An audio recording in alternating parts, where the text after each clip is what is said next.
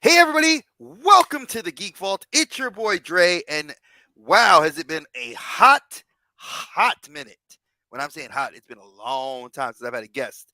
And I decided that making a new friend in my dude right here, Hey Archer, because he is freaking awesome. We've been chatting, we just have a lot in common, and I gotta thank T3 for bridging that gap to an awesome new friendship because I didn't realize how much we had in common, and we just started chit chatting, and now we text like we text every other day, if not at least multiple times in the day. So I'm here to introduce him. We're gonna chit chat for a little bit. So let me say hello. Hello. How are wait, let's borrow Cody Rhodes. Let me get my microphone. There you go. So what do you want to talk about? No, I am appreciative of you asking me to come on. As you said, a new friend, even just through a random other stream. It's funny how many like YouTube friends you make just by like, oh yeah, I'll do your stream. Oh yeah, I'll do your stream, and then you have all these group chats going on. It's quite crazy. I like it. Yeah. Yeah, we that the collector safe space I think is by far one of my favorite ideas I did. And it came from sadly a bad experience I had Mm, where I was a part of a group and I got ousted out of the group for a reason that when I think about it, I start laughing at it because I'm like, man, I'm 45 now, going to be 45 this July. And I'm like, we really doing this middle school bullshit? yeah, yeah. So I got ousted out of the group because they said when I sent trades, I was using figures I already had in the trade instead of buying a brand new figure. That's why I was ousted out. That's weird. Yeah. And then I was making it grow before it was supposed to grow. But now the group has like 30 members now. And I was like, but the person that was running the group didn't. I was like, you know what? I'm out. Go do you. I'm happy. You guys didn't want me. I felt shitty. And guys like T3, JMC Collects, Colin, EC Collecting, Dave's Dimension, and several other guys stepped up and they really were there for me. My wife was there for me. And they kind of reinvigorated this love to want to just make sure I created a positive, safe space for everybody. And that's why when we do these mental health things, I love doing it because I try to really be, I'm a big brother and I try to make sure when I'm big brother to everybody else, like yourself, like you saw, I just randomly text you out the blue. It's like, yo, bro, you having a good day? And then we Hmm. just Hmm. sparked into random conversation. And I Yeah. think that that's the best way to do things. Oh, for And sure. if you don't do those things, like you don't reach out, yeah, like I've said, being 40 years old is or above 40, it's hard making friends because it's if you don't have the same shit in common, Hmm. you pretty much probably won't like talk to anybody. Yeah. And if we do have stuff in common, you're like, awesome, let's be friends. It's sort of like kindergarten. It's like, yeah, Hmm. you're my buddy. I'm gonna be your friend. Yeah. And some people just don't fuck with you like that. I know with me, I'm the type of person, and you kind of gotten this from what I've said. Either you love me or you hate me. Right. There's no middle ground. And I like that about myself. Hmm. It's either you really find me as a person that's like Captain Spaulding has said it, real Batman. I was in real Batman stream when he just hit 1K, Hmm. and he said to me, and so did everything collectibles. They were like, you are one of the people that's like this bright spot of just positivity in all these streams that we Yeah. see pop up. And I'm like, dude, I'm just doing my thing. Like I've had channels in the past. I've been up there trying to get to 100K to get to 1K. I've Mm. tried to monetize a channel. I've done it twice to try to monetize. Right now, my life, I just want to have fun and making friends, and this is what I do. And like when we were talking, it's like you and I clicked. Like in my head, I'm like, man, we Mhm. got the New York connection. Like, what's Yeah. up? And look who's in here. The guy that introduced us, T3, my brother from another on the West Coast. Yep. Oh, I love you, brother. And Captain Spaulding, dude, you are my other brother too. I love talking to you. Me and you chat in the afternoons a lot, and we definitely have a lot of fun. So I want to pick your brain on something because hey, just Jeff, what's good? I'm gonna pick your brain because I don't really talk a whole lot of sports, and I love wrestling, and I know you do Mhm. too. Mm. So I want to see if you have heard this kind of rumor going around about our boy Ricky Starks.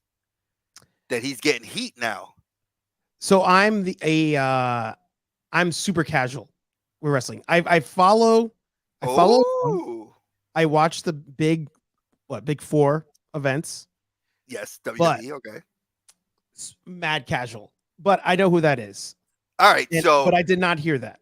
All right. So in Ricky Starks, basically, he's if you couldn't tell, I'm a wrestling mark. I love wrestling. Yeah. Love wrestling. Ricky Starks showed up with Cody Rhodes backstage at Mania and at the Royal Rumble when he had his comeback. Because, remember Cody was number 30. Yep. And if you see there's a guy on the camera on WWE TV, they showed in street clothes, that was Ricky Starks. Oh, and okay. supposedly Big Daddy Tony Khan, Mr. TK, got mad at Ricky Starks for showing up. Fair. And that now he's getting, because he was booked to go, he went against MJF, had a title shot, and then suddenly nothing. Yeah. Down the card to now fight Juice Robinson. Yeah. Now I'm not going to talk shit because I love Jay White and I followed Jay White's career since he was in Ring of Honor, before Ring of Honor was bought out. And I've seen Jay White when he was a young lion before Bullet Club. So that's how old I go. And yeah, since I know you're a casual fan, who is your favorite star right now in the WWE? I hate that I'm going to say this with a passion. Like it grinds my gears. It hurts my soul. Oh no. I'm kind of digging the Roman Reigns thing. I'm kind of digging it. And I hated it. I hated it forever. And now I'm at the point where I'm like, you know what? You've just owned this gimmick. The other day when he came out with that shirt with the goat on it, pointing up, whatever, I was like, you know what? You owned it. Like, that's, to me, I'm like, you finally earned my respect with that one. But I mean, am I going to say he puts on the best matches? No. Am I going to say that like he's some innovative whatever? No. But he pulled out of me a hatred to see him wrestle every, of the big four, every event of the big four, that I was like, you know what? I have to give you respect, because what I used to be a big fan of was mixed martial arts, UFC. Oh yeah, big fan of UFC. Anytime somebody can get that kind of heat where you're watching to watch them lose, I have to give you respect. And he's gotten that from me.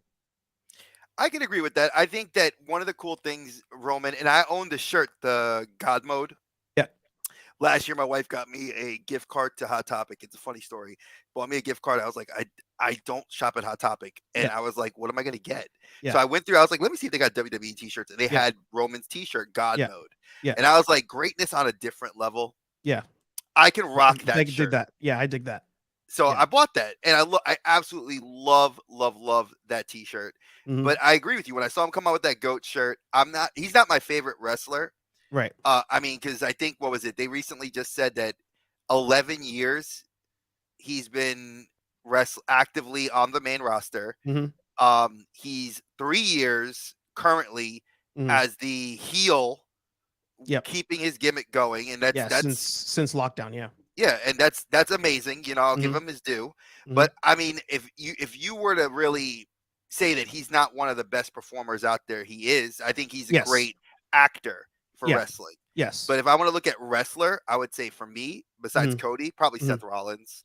I was going to say Seth is one of those that, like, if I skip an event, I'll probably go back and watch the Seth match. Oh yeah, because he puts on. Yeah.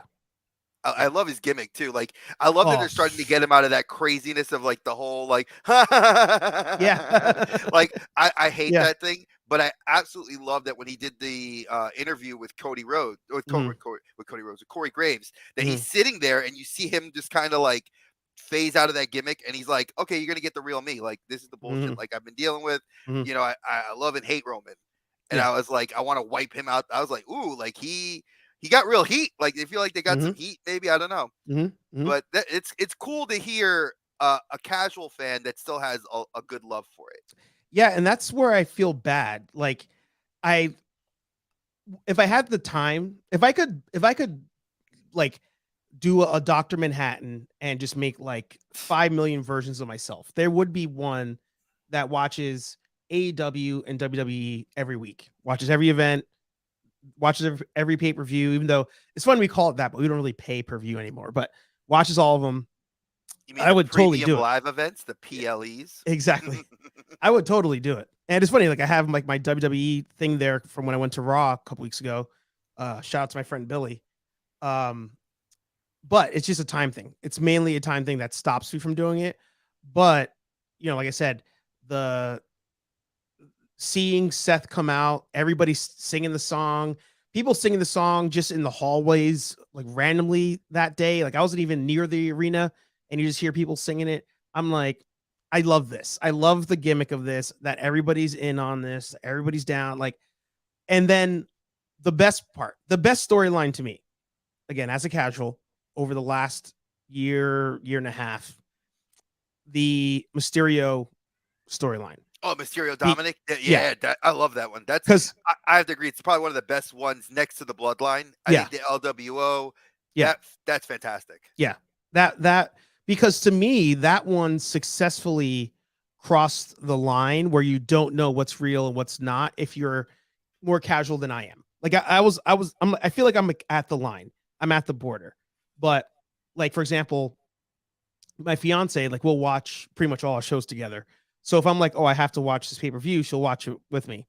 And even with the Mysterio stuff, like when they did the Christmas attack and he got arrested, and she was like, I could see her wondering, like, wait, did he actually get arrested?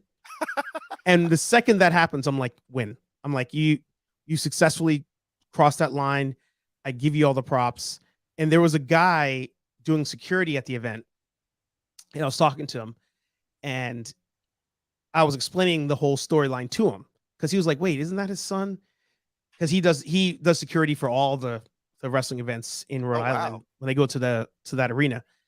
So he's like, yeah, I recognize him, but he looks different. Like he has the tattoos and stuff. And I was like, oh yeah, like he did this whole thing and turned on him, got arrested, kicked out the family. And he's like, wow. He's like, that's crazy. And he's like, he looks at me and he goes, but like for real, like arrested or?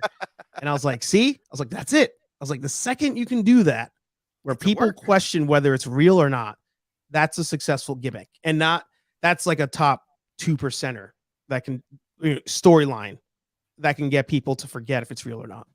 I think you're 100% right. I think the best part of a good work, as Jim Cornette would call it, is that you're getting that fantasy of like, okay, we know most of it's scripted. We know a lot of it's like we know a lot of things that are they're choreographed. Right. Like they talk about their matches, they're gonna know what spots are what spots. Right. But to have a person that's casual, like my wife hates wrestling. I took her to an NXT event. I think it was our second year that we were together. And I took her and my daughter Lana. And Lana loved it. Like Lana like she'll watch it. She's like a casual like you, Lana. She'll watch it and she's like, I'm into it. And she's like her biological father loves UFC like I do. Yeah. So she's into that stuff too. Yeah. But my wife was like, no, this is boring. I can't, like it's male soap opera. I can't into it, Yeah. And I tell her, I'm like, babe, this happened. She's like, did that for real happen? And I'm like, see, like it's like because there is that with the age of social media, kayfabe, things have laid out where we don't really have a definitive, line anymore. So it's like a lot of stuff crosses over, and people are like, "Oh shit!" Like, and that's what made the Attitude Era. Like, like people know. I don't, maybe not now, but at that point in time, people knew Stone Cold Steve Austin who never watched the match. People knew The Rock who never watched the match. When DX shows up at the WCW event in a tank, you're just like, are they on it too? No, like what the hell's going? Like people knew, like the masses were in on it, and that is so hard to do. And that's what I think that's what makes the Attitude Era so special. Is that you had so many gimmicks that crossed into pop culture that people literally were debating, wait, but is it actually fake or is it real? And I think the same way with the Ruthless Aggression Era, because then you had the rise of Randy Orton, Edge, the Hardys, just obviously the biggest name in that whole group, John Cena. Yeah. Peacemaker. I mean, let's Yeah. lay it out that like when everybody thinks of ruthless aggression, Yeah. John Cena was spearheading that with Randy Orton and Edge. Yeah. And then look at Randy Orton. Randy Orton had memes out of Yeah. nowhere. Out of Like nowhere. and that carries over. Like people would like I remember my wife was looking at something and she's like, I saw some wrestler, like he was just like this kid's riding a bike and then he fell, but then they had a wrestler jump up and I'm like, yeah, that's called the out of nowhere meme. And Yeah. she's like, oh shit, that's hilarious. I'm like, Yeah. exactly. Yeah. And then John Cena, I showed my wife the Peacemaker entrance, the opening, and she died laughing. Do you really want to taste it? So good. The So good. whole I cannot wait for season 2. I cannot Yeah. wait for him to hopefully get his own movie. Yeah. I'm just like I'm excited. Like Yeah. 100%, Yeah. And I've I love watched it. endless videos about what like I'm a big like video essay nerd. Like I'll watch video essays on like Star Wars, DC, Marvel, all that stuff. Like it's my friend one time made fun of me because he's like, you watched a video essay that was 3 parts, that was 6 hours about The Last Jedi. It's longer than the actual movie. And I was like, yeah, but it was interesting. Like I loved it. And I do the same thing. exactly. I watched one the other day about The Rock. I think The Rock was like the focal point of it, I think. But they mention what makes like John Cena and Batista like work where The Rock doesn't anymore. But then they go into what's his name? The director, James Gunn. They go into James Gunn. And they're like, yeah, he's got a secret sauce now. James Gunn's secret sauce is dancing. Whenever he's trying to like put his spin on it, get your emotions to jump in the movie or a TV show, there's dancing. That's his thing. Guardians of the Galaxy always starts off with a dance move. Peacemaker, opening's a dance move. But then what complements that is somebody like John Cena, unlike The Rock, can get beat up in his own show, can show emotion in his own show. So you go from riding high, dancing along with them in the intro, to the dude's crying on the ground because his dad doesn't love him, and you're just like, you're bought in. You are all in on that thing. And you're 100% so good of a show. right. I think that I've seen so many of those things, and it's cool to hear somebody else has a passion for those sorts of like in-depth looks into things, because Yep. my brain loves to see how things work. Yeah. When I understand, even if I understand it, I think it's the historian in me. Like I like to dig through and like really tear it apart and see why it ticks the way it ticks. Yep. And like someone like Batista, like when you see Blade Runner 2049, Mhm. fantastic movie. Mhm. Oh God, what was the movie that Batista's been in so much stuff? There's Like, a zombie one he was just in. Army of the Dead. Army of the Dead. Yep. That was great. I loved him in Knock at the Knock at the Cabin. Oh, I meant to watch that one. Too. It's Shyamalama Ding Dong, as I call him, because M. Night Shyamalan, I love his style. That's right. He does that one. Yeah. And it's very. Watch it and we'll talk about. I want you to text me after you see it. Yeah. Like, because I think you'll have the same approach I had to it. Like, it's not bad, but it's not great. It's not like Grandma's House. Yeah. Where I absolutely think that was such a huge step away for him. Yeah. As a director, where it was comedy. Like when that kid, like I will never forget this. And I know if you've seen that movie, you know the part I'm going to say that when that kid gets his face put in the shitty diaper of the grandfather, and he gets up, and that kid lost his mind. Yeah. And then fights. I was like, you know what? I think at that point, if my life is going to be on the line and somebody put my face in a dirty diaper. An adult dirty, not a kid one, an adult dirty diaper, I would react the same damn way, like, And I was like, that was what salvaged that whole movie. And then the movie was just creepy because people really do stuff like that. They'll take someone's life without you even knowing it, and adopt the whole thing. It's like, it's so crazy, but yeah. And what was it? Let's see what Carlos said here. He said, did you know James Gunn and George Romero wrote the Dawn of the Dead film that Zack Snyder directed? Did not know that. I didn't know that. Cool. Yeah. See, I love you T3, when you come up with weird, like, because you know a lot of weird stuff that I never hear. Mhm. And that kind of leads me into a great segue, which is something that you had talked about when we had done the mental health panel together, Mhm. which was a lot of the stuff that you got into video creating. Mhm. So I wanted to kind of say, like, are you still doing that? Oh yeah.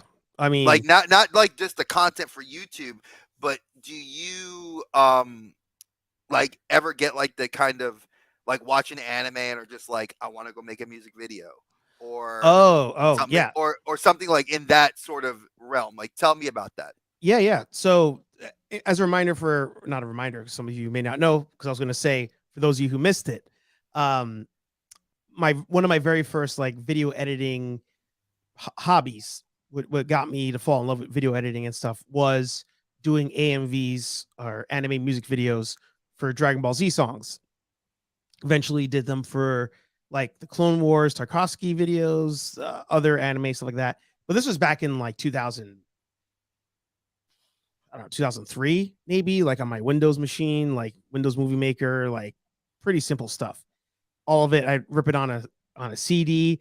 Even back then, I was doing like intros and outros to stuff. Like I'm freaking special needs when it comes to intro and outros. Like I love theme songs, and I think that's the bread of the sandwich, the intro and the outro or something. Of course. Um, so I was doing that, ripping them on CDs, not even like showing them to anybody.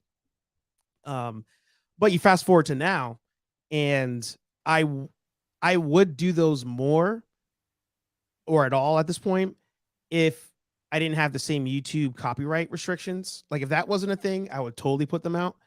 What I do to fulfill that part of my creative bug is I do my own like trailers to things or homages to things. So like my new thing is for Comic Cons. So if you go to the channel, they're affiliated, and I think I moved everything over from my Hey Archer vlog channel, but it'll be on one of the two, if not all of it's on Nerd affiliated. My new thing is when I go to Comic Con, I do an intro that is an homage to a movie based on something I see at the con.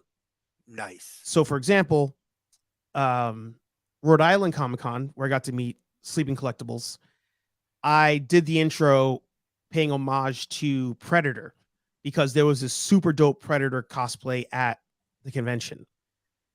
So that's where I can get that out, try to do my own like video, and then I have to get music that like is similar to, whatever the original thing is.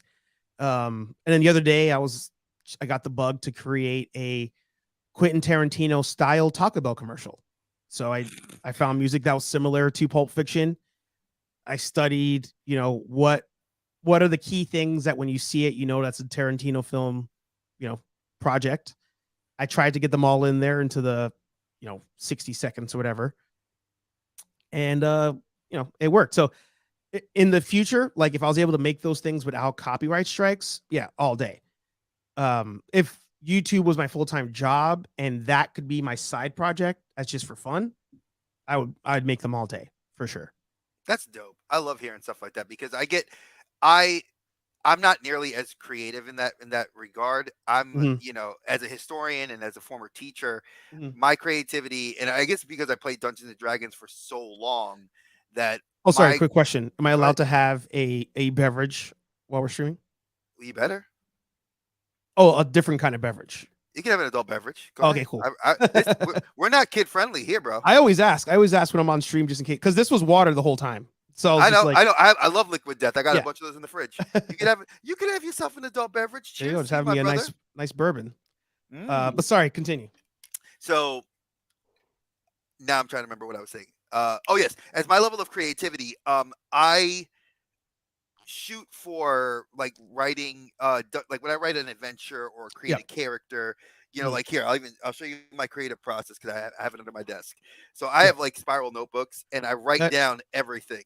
Mhm.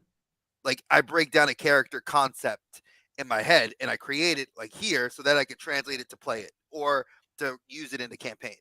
Mhm. When I'm looking at right now that I'm writing two books from an education perspective, like I'm doing one for, like I told you, like Latino history. Like Mhm. I feel like we don't have anything that talks about like the Jose Cansecos, the Pedro Moraleses, Mhm. the the Sofia Vergara's, Mhm. of our generation. People Yeah. know of them, but they don't know where they got started and what they've done to keep and perpetuate the Latino culture Yeah. throughout the modern era.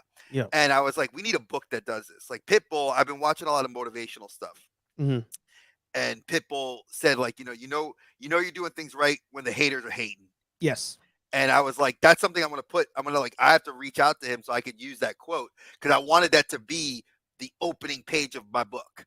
Like, you're doing things right when the haters hate you. Oh yeah. And I love that because I feel like that's when I'm doing things the right way. And I, as a teacher, I always have been the one that like tries to, go against the grain. I Mhm. always hate it. And my wife has been, since I've been a stay-at-home dad, it's like I listen to my wife's stories because she's still in the classroom, Mhm. and I hear her anger and like she's like, I wish you could go and yell at these kids because you know how to talk to them. Yeah. I said, yeah, I do. I said, but at the same time, I would love to write a book about that. She's like, well, why don't you? So Mhm. I'm that's my Mhm. other book that I'm putting together is that, and those Mhm. are my projects right now. On top of doing the podcast with Dave, and I Mhm. love that level of creativity because I have this, I feel like you have this similar energy like me. That's why I wanted you on the show. Is you and I when we talk, you know, even if it's just through text, there's this vibe. Mhm. It's like in the Japanese call it the red string that connects you. Mm. And I love it because when I feel I have that red string to somebody, we connected. Yeah. And you have to have that energy that like, like YouTube, you can't be here and just be like, hello, we're going to talk. Yeah. Because that would make me go, Yeah. I need to be awake and alive and chat, and we have to give that same vibe because Mhm. this is me. Because if we were in person, bro, I'd be slapping you on the leg, be like, "Yo, my dude, we got this," and we'd be cracking it up, and my Mhm. wife would be telling me, "Shut the fuck up, you're too Mhm. loud," Yeah. Then your fiance probably come in and be like, "Y'all too loud, shut up," and my Yeah. wife and her would agree, Yeah. you know. And I think that that's that vibe we got to have when we talk, which I feel like we got that already. It's Mhm. all chemistry. Simply in the YouTube algorithm, it's you should have chemistry, because if you don't Yeah. got that, it's like I love Dave C Spot Yeah. Run C Spot Sing. Yeah. Exactly. You got to have like this vibe, and I feel like when you're connecting to people, we lose that with this age of technology.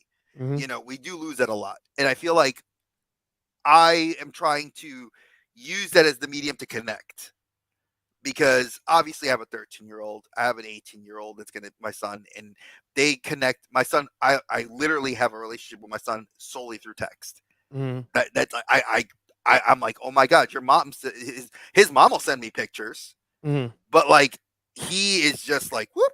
That's Mhm. that's that's the way he communicates. Mhm. He's autistic, so I get that there's a Mhm. level of how he is on the spectrum. But Mhm. my daughter Lana, it's like she is this artist that so delves into this art form, and I love seeing her stuff, and we push it. And Mhm. I see, but she also gets the anime on her tablet and it's like do do do do Yeah. Yeah. do. Yeah.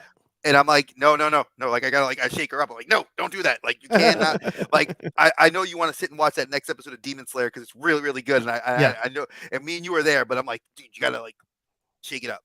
Yeah. And I feel like we need to do that with us. Like as adults, we even do that ourselves. Like we'll be on our phones, and why?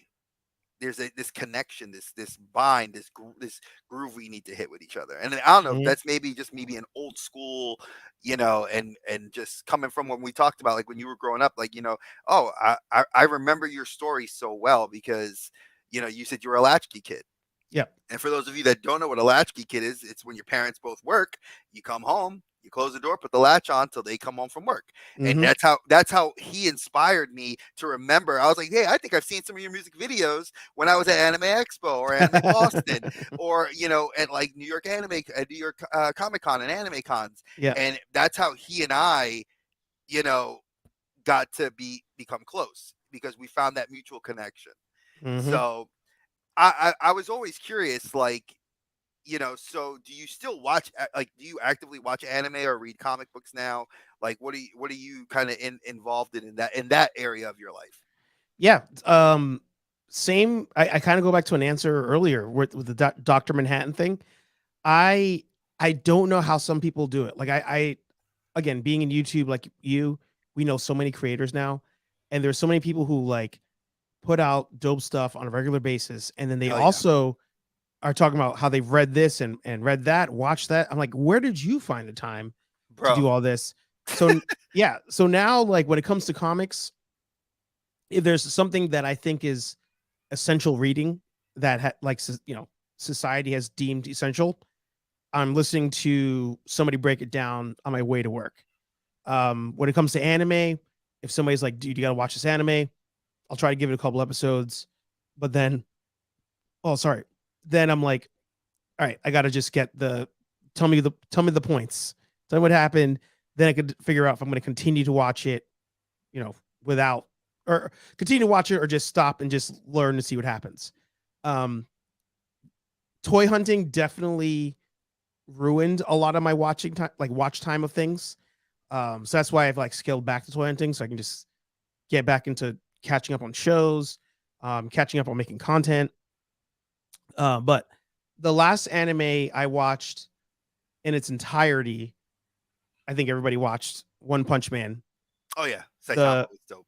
the last anime I watched like on a rewatch all the way through is my favorite anime of all time, Full Metal Alchemist Brotherhood. But the one of the top two movie highlights in the last 3 years, 4 years, I think at this point, going to theaters to watch Dragon Ball Super movies. Like Oh, the Dragon Ball Super has been if they phenomenal. drop in theaters, I'm there. And when they were airing the Universal tournament, they would drop on YouTube Sunday night before it got flagged and taken down. After work every Sunday, I was home watching real time Goku versus Jiren. Like it was amazing. I tried to get into, and this is where I'm also a terrible person. If there's something I like, right? Music, anime, I'll give you two examples. If there's something I like and there's something else that is like that and it's too close like that, I can't get into it. I'm just like, no, you're just imitating. I know the And feeling. yeah. So for me, to give you a music example, I love Metallica. I love Pantera. I love Megadeth. I think all three of them are similar because they've, similar audience, but they're very different. Oh yeah, But then definitely. there's all these other bands. I think of I always forget the name of the band, but the guy, essentially his dad was like a music mogul, so he like bought him a band and he plays metal. But there's all these other bands that I'm like, I don't like them. And people are like, how do you not like this band if you like them? And I'm like, imitation, can't do it. When it comes to anime, I try to get into My Hero Academia. I was like, I've seen Naruto already. I've seen Dragon Ball Z already. I Bleach. can't get into this. I can't do it. So that's the last one I think I tried, and I was going week by week with it, and then eventually I was just like, I'm good. I've seen this story before. Well, yeah, I mean it's the Viz, and I hate to say it's the Shonen Jump. The Shonen, yeah, It's if anybody that's in the audience doesn't know, Shonen Jump has kind of a very formulaic thing that's been yep, around since Dragon Ball Z. If you yep, follow Dragon Ball Z or Yu Yu Hakusho yep, or Bleach, yep, any of the old school up until now shonen anime, you have your protagonist, yep. the main Teenage guy, teenage boy. teenage boy that like Yusuke. Love Yep, Yusuke from Yu Yu Hakusho. Yu Yu Hakusho probably one of my favorite animes of all time. yep, Um, Yusuke, he gets killed, yep, then he comes back to life, and he's like, I could see ghosts now, and they start yep, training him. He meets yep, he gets his bully to get on yep, his side. He gets two demons to be his yep, friends. yep. Dies, comes back more powerful. Dies, comes back more powerful. It's Mm-hmm. like, where have I I've seen seen this that? before. Yeah. It's like, oh wait, Goku and Vegeta. Yeah. Oh wait, Ichigo and Renji. Oh Yes. wait, it's happened. It's very formulaic. I mean, Yeah. it's even Luffy and the, Yeah. the characters on the One Piece. Mary, Yeah. in One Piece. I get it. Yeah. And then like you get to My Hero, and I love My Hero. I mean, I'm a superhero comic book nerd, so Mm-hmm. My Hero falls right into that vein. Mm-hmm. Yeah, do I see a slight difference from Naruto? It's more Naruto, where Yes. it's more story driven, Yeah. but the formula is still there. You Yes. got a guy that nobody really talks to, that doesn't Yeah. have a quirk, Yeah. a power. Yeah. Naruto, the loner that people don't like, and Yeah. bang, Yeah. it happens. Yeah. And I get it. I get it. I get it. I get it.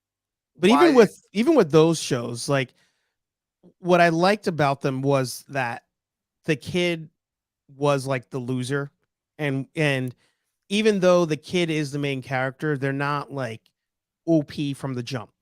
And that's where I think like current day, when I look at like Marvel and stuff, the main character, they're afraid to make the character the loser, so the character will be like OP, and then they're getting formulaic, just like those Sojin or Sonin, Sonin, Shonen. Shonen.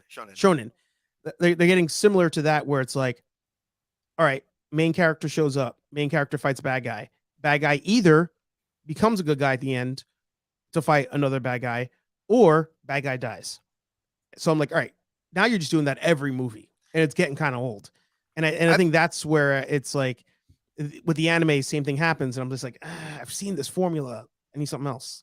And I think they're changing it too, because I noticed it's the slight change with like Miles. I'm gonna use Miles Morales because he's Yeah. my favorite. He's my absolute favorite Spider-Man.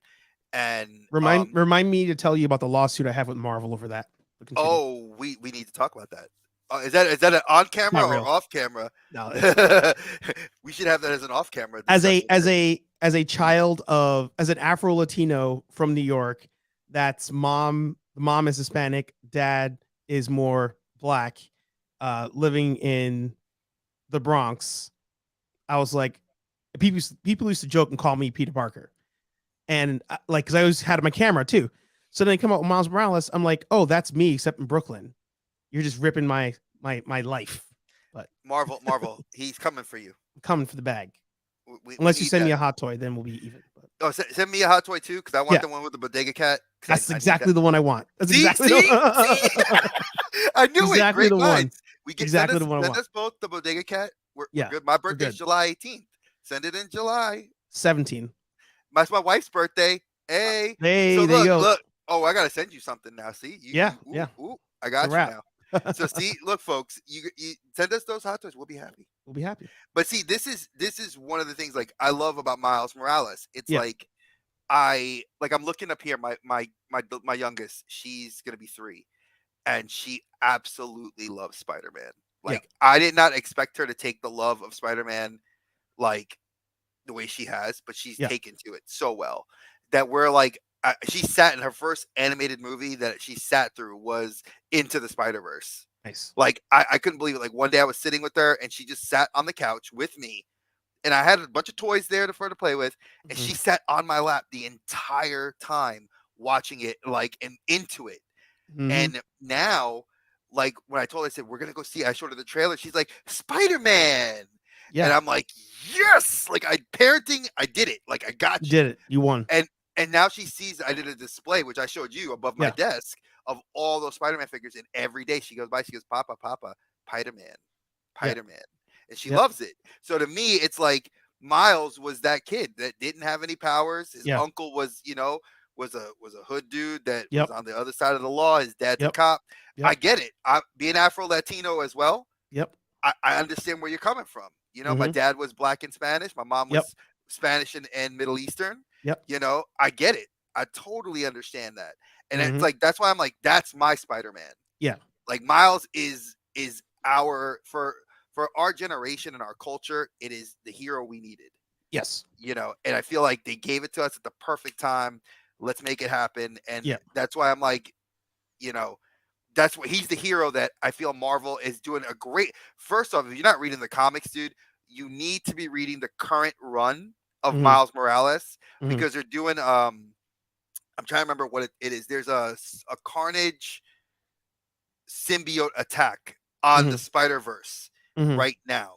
Mhm. And like one of the covers of the new Miles Morales, I think it comes out tomorrow, is like Carnage holding a bloodied Miles with a ripped mask, and he's got his head like down, and he's Damn. just holding him on the cover. and I was like, "What the?" I was like, "They killed Carnage. Like Hmm. Carnage just died about 2 years ago Hmm. when they had the Null invasion, and Hmm. now he's back, and now they're saying Null's gonna come back." I'm like, "Oh, I love Marvel. That's why I'm an active comic book reader. So Yeah. like this shit was like, and I'm huge into Spider-Man. I'm like, yes, Yeah. Yeah. make this a live action. Give me Null. Yeah. Don't give me Craven." Uh, I'm gonna ask you this since I know you're a lover of Spider-Man. Yeah. What do you think about the pictures we got to see of Spider Woman? Yeah. So it's funny. All of what you're saying is related to a TikTok I made earlier today. And yeah, Connection. connection. So Michelle Rodriguez, she's been, a meme for the last week with her saying, how many Marvel movies can you make? Take a Yep. break. She is drunk in, I assume, LA, and she's like, what's with stealing all these white characters? Like, come up with your own superheroes. So I TikToked it because I was like, one, she's definitely drunk here, and what she's saying is not coming across properly. Um, oh, she said, "What's with the minorities with the minority thing in Hollywood where they're stealing the white characters?" So I said, "It's not. There's not a stealing of characters happening. What had happened was they were like, all right, these comic books are not selling. We got to do something. So let's take these characters, start killing them off, and just doing some mantle passing. One of the first ones they try it with is Miles. Peter Parker dies. The world needs a Spider-Man through destiny and all that stuff. Miles becomes Spider-Man. Huge hit. And they're like, oh, because this works, we're just going to do this with everybody. That doesn't work. It only works if you have a good story and a good character. So when it comes to the Spider-Woman thing, you're talking about the one that's pregnant, right? In the movie. Well, I'm talking about the one that they're doing, not the one in the movie. So you know the live action Madam Web movie they're making Oh yeah.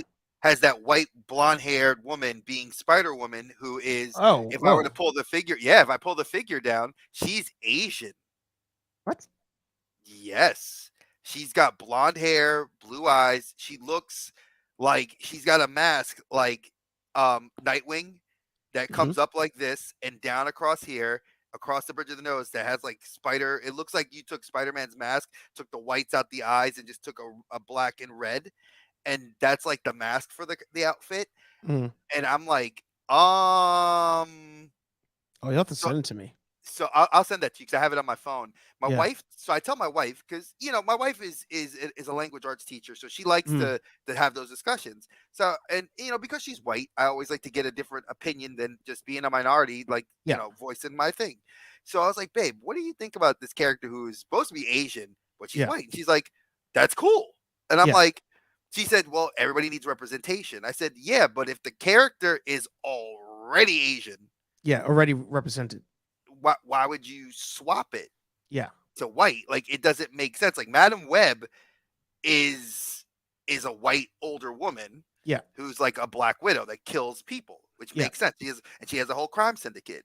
Mhm. Why would you take a white woman to be like when they already have it? And I'm gonna pull the figure out right here because I have the Mafex. Here's your white character, Yeah. like represented, and my daughters both love her. Yeah. Like I don't need a white Spider Woman. I need an Asian Spider Woman. Yeah. And it's like, don't give me Silk, give me the Spider Woman that's Mm. pregnant. Yeah. And I didn't understand why they did that. And I was like, ooh. So So the one thing I will say that I was thinking of after I made the video, and even now thinking about the what you said, the pregnant one that's in the movie, Spider Verse movie. I think there's times where if enough people don't care about a character, I say whatever, do whatever you want. Like it's not going to ruin it necessarily for me, but I want it to be done because they think an actor or actress is that good that it merits swapping. Though I think the best example of that by a long shot is Nick Fury. Like yes. swapping out Nick Fury for Sam Jackson made the character, took him to a new level. Now, did I want David Hasselhoff to show up in Doctor Strange 2? 1,000%. Do I think they messed up the bag by not doing that? 1,000%. Do David Hasselhoff and I share a birthday? 1,000%.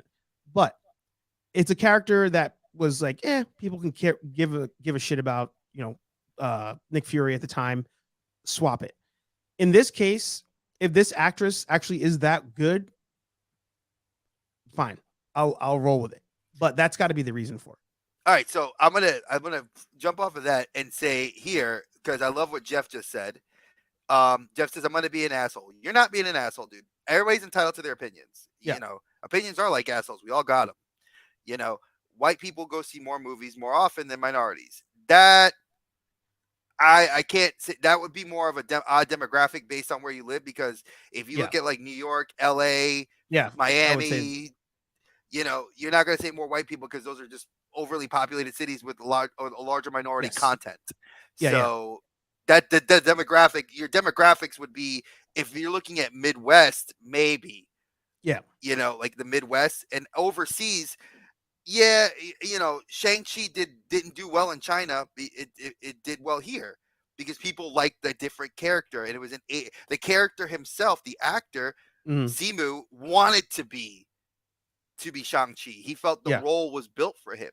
And I think that, when you look at characters that are not intrinsically minority already, but become, a minority character, it draws more viewership from both a non-minority and a white audience, because it's an interest. It's like, wow, why do you think I have said this till I'm blue in the face? I said this on my other old channels, long deleted.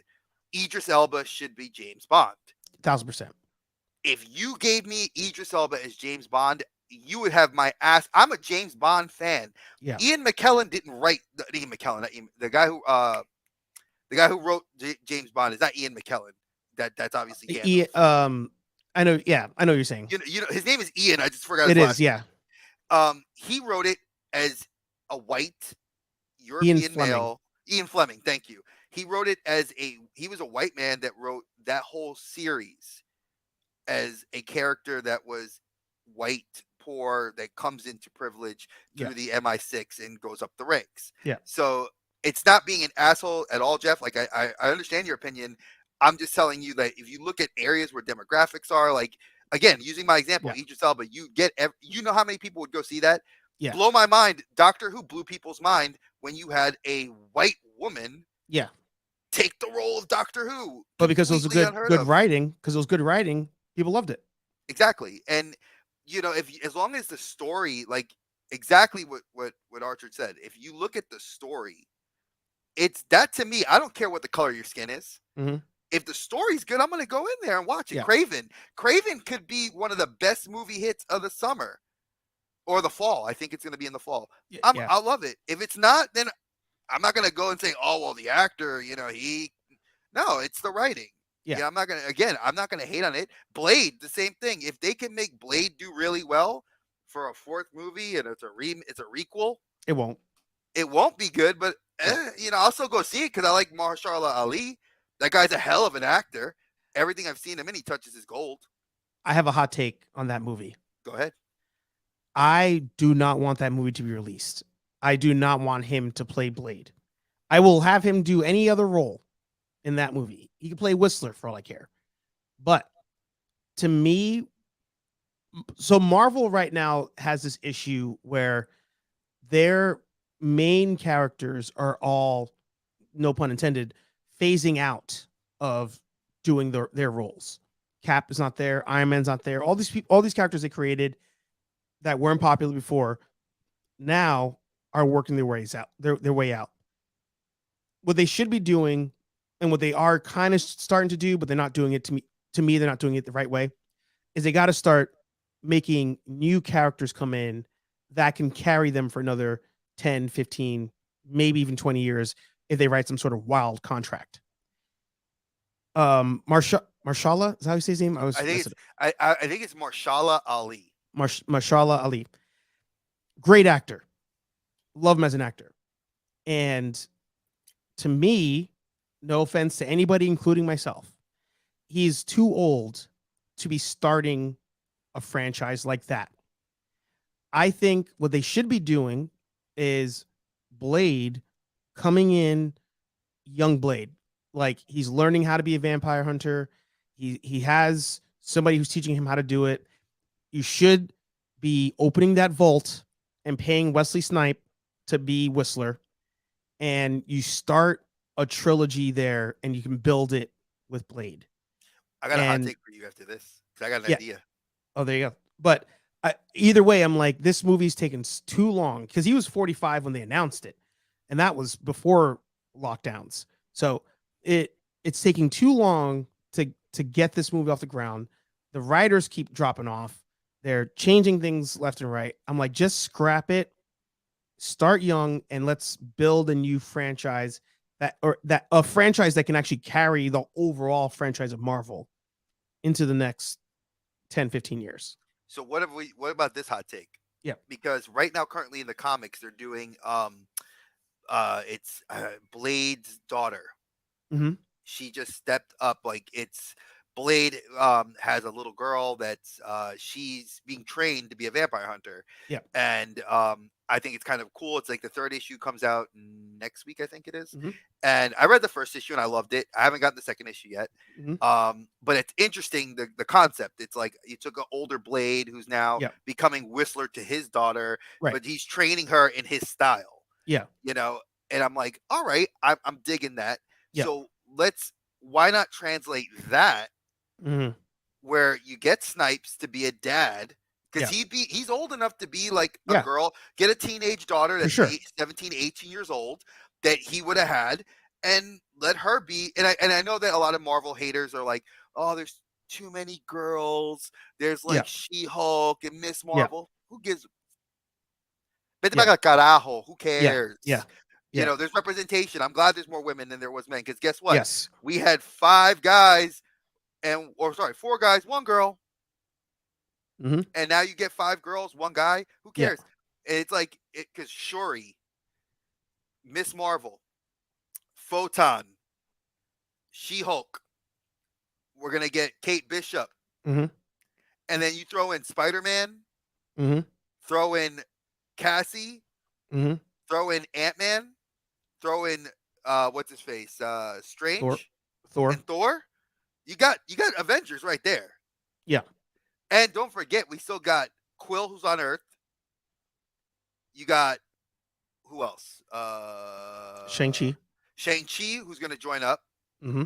You got so many characters, male and female, that would just vibe and make a whole new young Avengers. Yeah. You know, and we already know the current storyline going into, because Marvel's already laid it out for us, unless the writer's strike changes that, that it's going to be leading up to War World, where we're going to get Doom is going to show up, and Kang is going to rewrite the entire multiverse onto Earth, and in Earth is every continent or area of Earth is going to be a different part of this empire. I would love that. Yeah, because that was like where Doctor Doom basically killed Thanos. Like Mhm. Thanos had the Infinity Gauntlet and he grabbed him by the freaking face and just vaporized him from existence. He had Galactus, the freaking planet eater, sitting at his feet. Mm-hmm. He had the army of Thors. I mean, this was a storyline that people are itching for. We got the symbiote already on Earth. We already know that aliens are out there. We know that there's the Beyonders coming. These are like classic comic things that we're all looking forward to seeing. So I cannot wait. So hot take for Blade. I agree with Archer. Scrap it. With the writer's strike, if that's not a red flag right there, between 3 directors that dropped it, 2 writers that have dropped it, just drop the storyline. Yeah. Put a whole, take your current comic book, which people are buying in the stores, and use that as your blueprint. Yeah. Feige, I'm giving that to you for free. Yeah. There you go. I'm giving that to you for free. Send me a hot toy. I think the problem, pay us in Hot Toys. Just pay us in Hot Toys. Exactly. I think that's where they can't get out of their own way with the writing. And even when I saw She-Hulk, I was like, there are ways that this show can be a good show, but they are so full of themselves as they're writing the show. They make you hate the character. And they knew that as they were ending the whole production of the show, to the extent that they're like, the only way we're going to get these mofos to watch this is if we tease Daredevil every single week. And Mhm. every week is a new commercial. Daredevil. Doesn't show up till second to last episode. And that's the thing. It's like if they can just get out of their way, make a good show, a character that has struggle, a character that tries, a character that fails. It's simple writing to me, at least. And I don't even write. Hawkeye. Hawkeye was a good. Hawkeye was good. Hawkeye for me was a Great damn show. good show. Yeah. Jeremy Renner could carry a show because he's got experience. Yeah. He's doing that now in The Mayor of Kingston. Yeah. Or Bridgetown, whatever. It's one of those movies, one of those TV shows. And he does a great job there, and he does a kick-ass job in Hawkeye. Yeah. And it rose Kate Bishop. It gave us Echo. It gave us it leaked out exactly what it needed to do without being so in your face. You know, I'm like, okay, this is exactly what we needed. And if Marvel follows a blueprint like that, you get a solid show. Punisher, simple show, hyper violent, good. That's what Punisher should be. You know, follow a simple formula. If you keep things simple, it makes it pop. Yeah. Yeah. That easy. You know, Yeah. we're throwing these out there to you. You know, it's like I could tell you now. I'm going to ask you this before we go. One of the big things, like out of the month of June, has become the month of obviously of the precursor to summer movies. Yep. Between now and our birthdays, is there any movie? Because I know there's several. Is there any one particular movie that you are hyped for, taking out of the equation our favorite, Across the Spider-Verse? Is there anything else you want to go see? I'm going to piss people off with this one, and I will do a shameless plug. Nerdy Coffee every Monday morning, 9 a.m. Eastern on Nerd Affiliated. Talked about it this week. I think the movie that dominates this summer is the very movie that is my number one movie this summer, Mission Impossible. Funny that you said that because I think the same thing. Yeah. I think Spider-Verse, I want to see it. I'm not overly hyped to see it. I don't know why.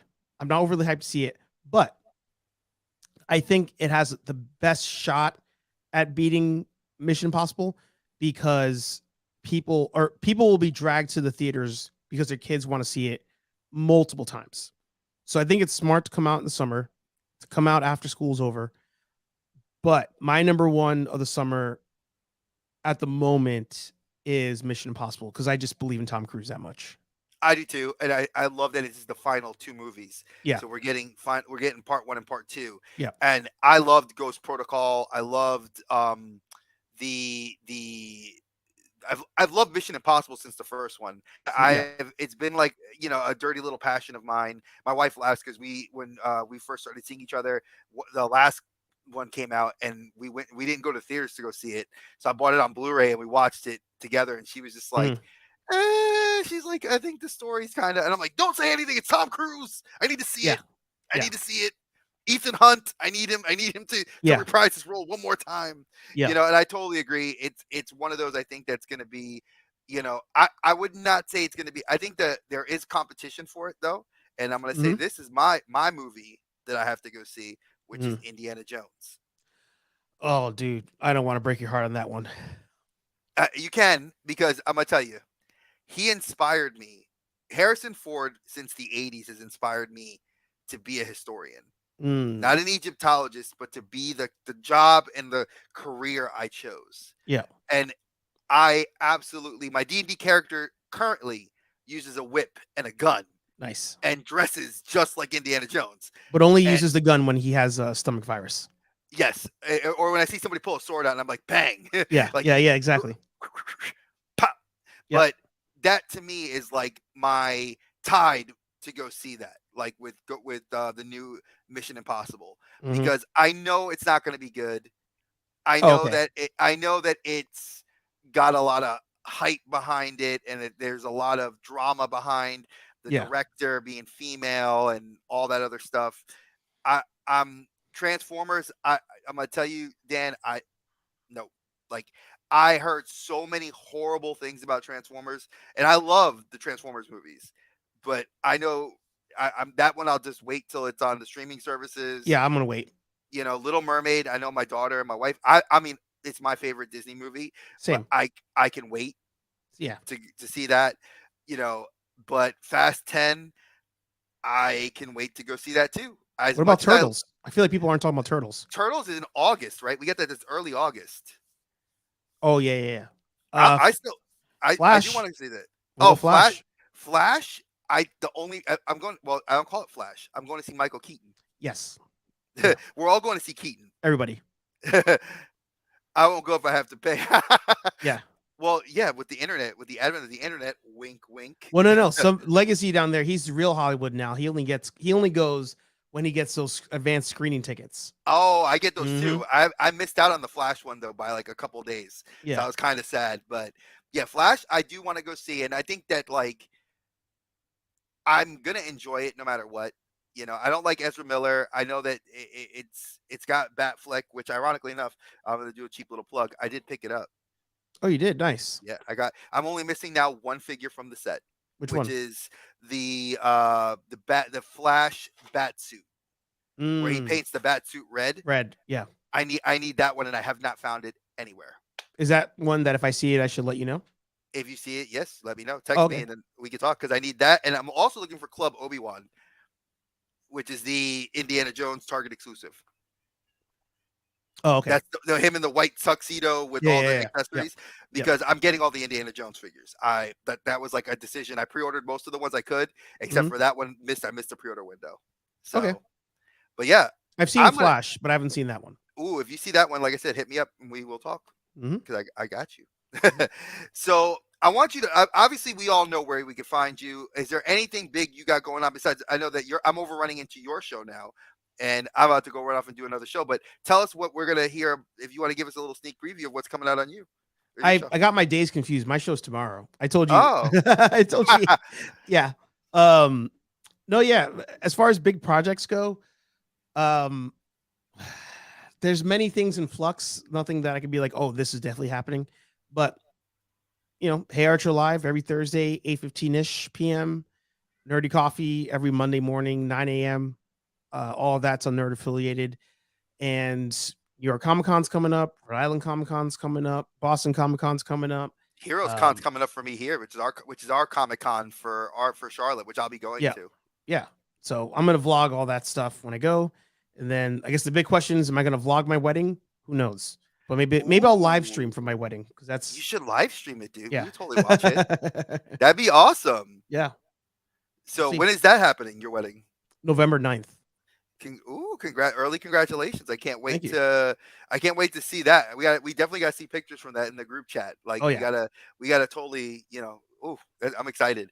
Yeah. So this is the stuff that, like I told you, when we do these lives, folks, it's not just I don't want to interview somebody. I know there's the guys that do that, and I'm not gonna try to ever take my friend shine because there are some people that when you get to know them, you get to know them better in these arenas. And I'm not going to hit them with the questions of like, where we come from. We do that outside of here. But what's fun was to get to really talk to Archer and really have this. I do want to show up on his coffee and have a coffee talk with him after one of these big movies. Me and him got to sit and do that. That definitely sounds like a lot of fun. Oh, yeah. And we got once my kids are out of school, because my wife will be out of school in 3 weeks. My daughter will be out of school in 2 weeks. So you and I can probably sync up for one of those, maybe the Flash we'll sync up for, and we could totally do that because I'd love to sit with you and just pick your brain and talk about that movie. Oh, for sure. And so I know that I have some stuff coming on the pipe. I know that we have you tomorrow, 8:15. We have me actually running over, and I'm sorry, Dave. I love you. I'm gonna be over there in a second, but I do want to thank Archer for coming on. He's a new friend, folks. Please, if you guys are not following him on social media, please follow him. He's an excellent dude. Genuine, salt of the earth, awesome guy. Like I said, new friend to me, and I feel like I've known him forever because we just talk like we've been old friends, and I love it. So thank you guys for watching. Tune in momentarily for the Outer Dimensions podcast with Dave and Dre. Woo-woo. As I jump from one portal, literally, to the other. You gotta do the... y'all. I know, it's like, wait. See y'all. Thanks, guys. Stay geeky, y'all. Peace.